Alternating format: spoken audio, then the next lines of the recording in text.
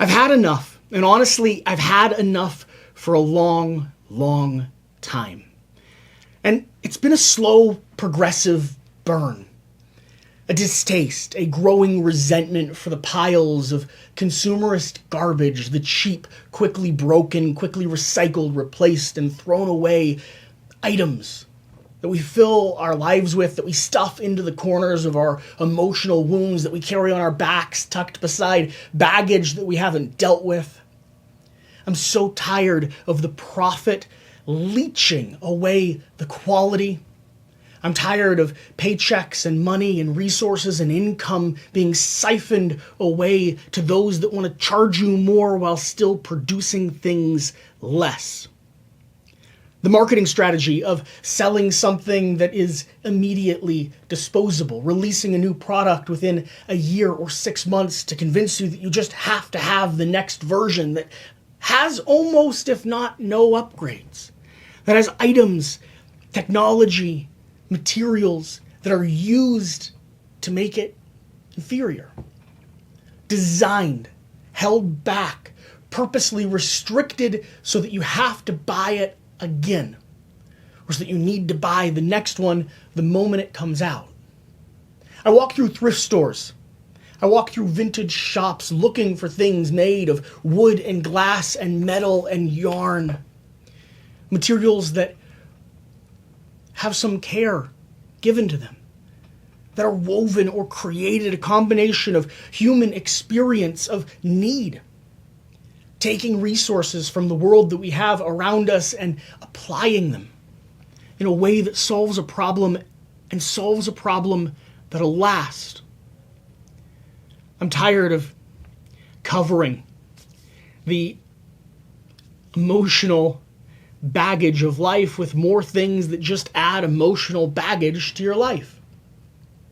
The more trash you have around you, the more things you break and throw away, the more money you spend trying to chase the next high or shopping for, a $5 discount on Amazon, the more you end up exactly where you started, if not a little bit worse.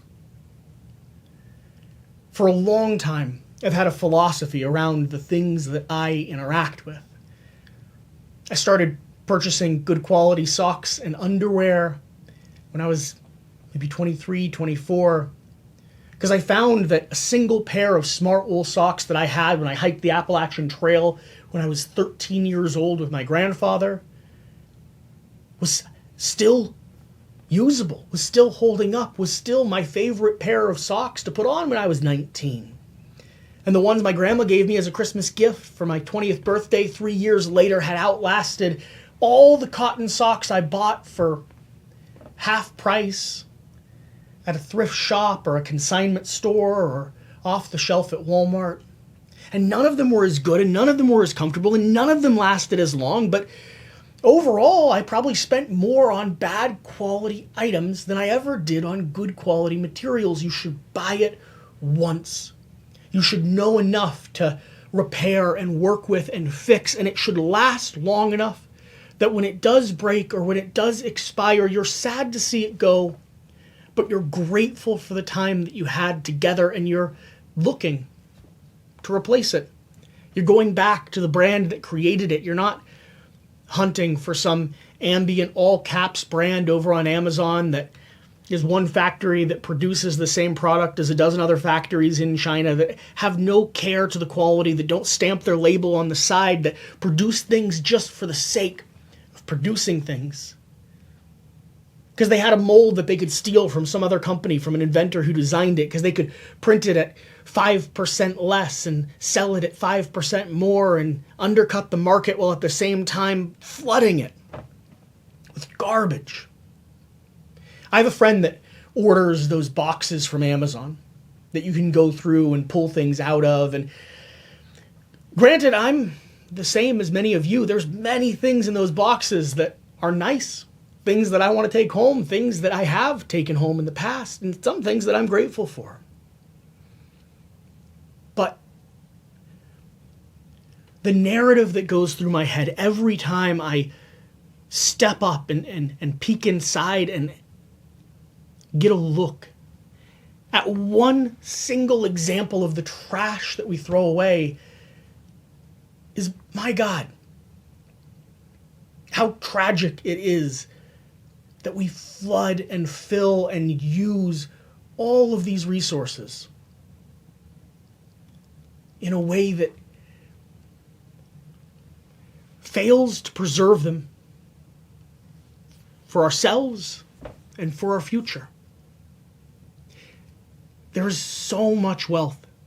There's so much usable and quality materials that we undercut and siphon and trash. I'm not expecting this video to get many views, if any. It's a video introducing a new series on a small or kind of new channel. Someone doing something. This channel's focused on me, on life, on us, a whole collective of someones. Who are you? I don't have a name that you'd recognize, and I haven't built a business or broken down a kingdom. Not an elected official. I have things that matter to me and those people around me, but to you, I'm just someone.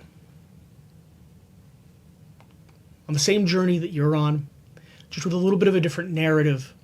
Same frustrations and struggles and challenges, the same social and emotional and psychological disruption, just with a few different key terms, a few quirks and twists. It's not good to have a lot. It's much better to have a little that's made well, that brings you joy and comfort and pleasure, that solves problems instead of creating problems, that preserves the resources that you have. It's much better to know how to work with, repair, fix, and care for the things that you have. Like our parents did, like generations did before us. It's remarkable to me that it's only been, 30 years? Maybe approaching 40 years since the rise of computer technology and this global economy, this consumerist market that we've been adapted to. It's mind-blowing to me that it's only been 20 years or so since the rise of the smartphone. This connected device that's drawn all of our attention and convinced us that we need more. The ability to buy junk has never been easier. To throw away, disregard, and not worry about how something works. But it's not what's best. It's easy, but it's not what's good. It's good to know how to build and fix. It's good to have things that you're sad to see go, that you intend to hand down to your children, to give to a friend. I have quilts that my great-grandmother sewed by hand, beautiful stitching and glorious, high-quality fabric. I have some that have been around for 60, 70 years that now are packaging material. They get wrapped around other things that are much nicer, wooden boxes and heirloom pottery. Things that we don't want to see damaged when we travel or move or take them on trips. Those quilts have a new use, a new life. They're no longer the hand-stitched, hand-sewn, beautiful garments that were made, but the quality is so good, they'd never get thrown away. They'll transform from one thing to another thing, from a blanket as a gift, something to keep you warm and wrap yourself up in, a comfort, a piece of art, something beautiful, a display. And over time and through age and wear and care and use, over 80 years, they're now an excellent way to move furniture, to wrap up my grandfather's handmade boxes and make sure they travel safely. And the next season they might get patched or repaired or cut up into little squares or tucked in a box to keep something safe for a much longer time.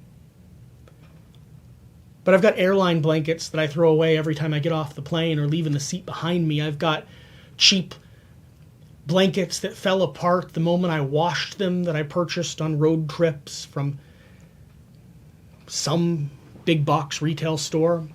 I've got clothing whose material is so uncomfortable I actually dread wearing it and putting it on. Shirts that are tucked in corners and closets that are filled with junk, with garbage.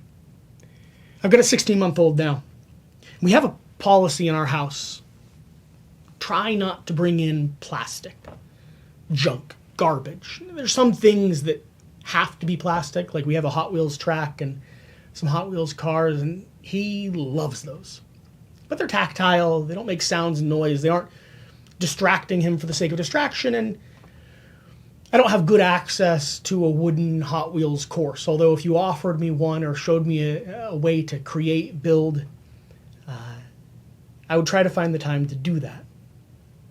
Connect the pieces around and cover the room with our own creation. But there's some things that we've purchased while traveling. It's over in the studio right now because we don't let it in our house, and when he's here maybe he needs a little bit more of a distraction, but this is even a pretty well-made piece of plastic. It's got holes and makes sounds and pulls the kids' attention and has a little cart they can wheel behind them. It's pretty well made. And at the same time, it's made to be thrown away. I have no conception that this hunk of colorful, dopamine-filled distractibility, this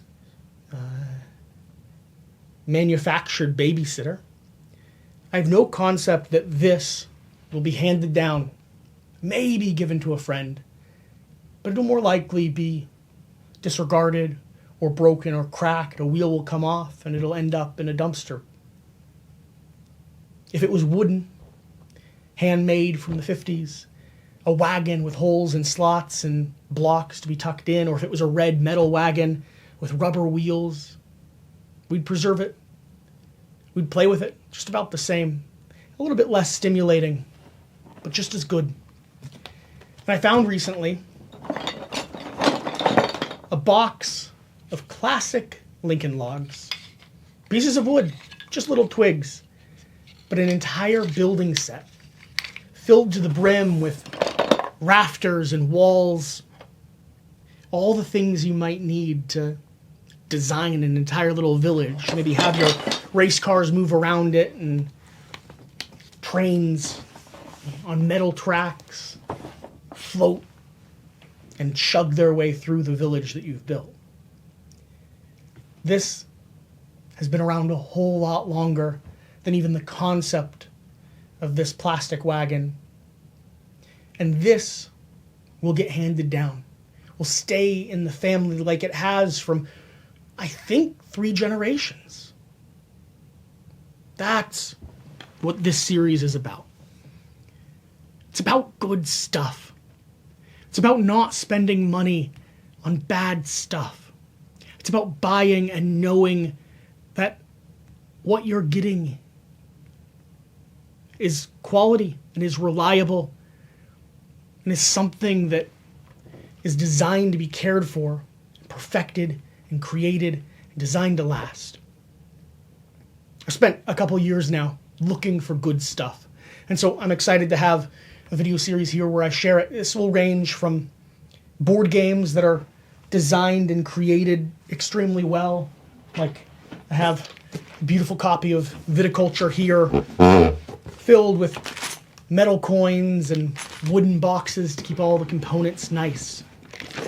This is a series that'll talk about RPG things, wormwood, wooden dice boxes with beautiful gems that are pleasurable to interact with and won't be going anywhere.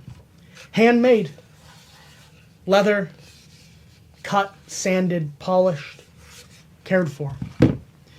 This is a video series that's going to talk about things that cost you nothing at all, maybe a little bit of time and energy, maybe the materials, I suppose. A yarn hat, made, I believe, by my mother, and now handed down to me. Probably one of the most comfortable and warmest hats that I own. I'm currently sewing and stitching together a curtain for our nursery with blackout cloth on the back so that, the daylight and the shifting seasons don't completely throw off and disrupt my 16-month-old. I'll be doing the same for our bedroom and other areas of the house. This video series will be about things like that. How to make and create and use the resources that you have and use them well. I'm converting these two pieces of wood, maybe 60 cents to $1 a piece, down into tokens to use in a board game where I want to upgrade the cardboard components because they're starting to get a little worn out and I need duplicates. These are the perfect size, and once I'm finished with them, will be a much more satisfying and longer lasting solution to the problem of garbage. Mouse pads, made out of leather. I've had this for maybe 6-7 years. It's still working, and it's still a joy to interact with, as opposed to all of the neoprene ones that I've had that fade and roll and twist and threads get pulled out of and you end up throwing away. I'm not anti-plastic, by the way. There's many things that plastic is a great benefit to. Even plastic baggies that you need for games. But I am anti the ones that rip and tear and shred the moment you go to use them. These are from Spartan Industries. They're thick, they're well made, they're quality pieces of material. So when I upgrade a board game, when I label and sticker and organize and utilize these baggies, or when I'm breaking down an item or a tool and I need a place to keep all of the little gear, plastic baggies are great. I can see through them. But I don't want them to be garbage. I want them to last. And the baggies that I add to the board games that I have, it'll be an extremely rare instance that one of these baggies ever gets thrown away, or one of these baggies ever rips and has to be replaced. It's not the case for most of the ones that get shipped in boxes that are so thin the top breaks the moment you go to open them. This video series is going to be about unique solutions. Metal, book dart, page markers instead of the plastic ones that ruin your books and stick to the side and don't translate or keep well anyway. Aluminum case to hold them in. Pens that work well. A beautiful little space pen here with a compressed ink cartridge that can write in any situation that'll last for nearly ever, and has a replaceable cartridge so that you can get and use instead of throwing away and replacing. Leather goods, metal products, hardware, and zippers made to outlast the leather itself. You can tell when something's not cared for by how cheap it feels when you go to open and close it. Sure, the leather, the fox leather might pretend or present as if it's good, but the hardware, the metal clasps, that's how you really know. We're going to talk about that. I'll show you how to break down a product and review and cover all of these things.